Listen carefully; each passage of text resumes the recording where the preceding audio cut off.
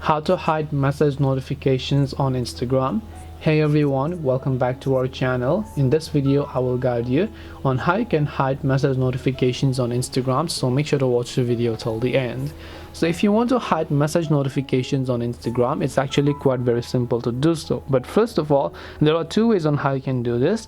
Let's say you want to only hide a notification for a specific person.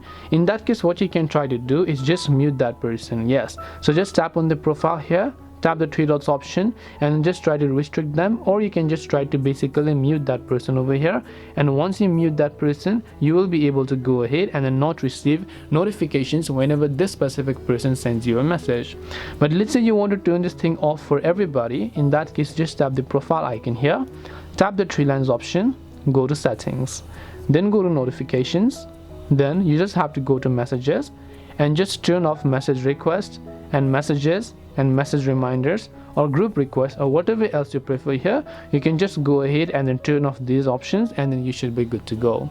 Now I'll just turn it back on because I of course want to receive notifications. So hope this video helped you as to how you can hide message notifications on Instagram. If you have got any more questions, feel free to leave them down.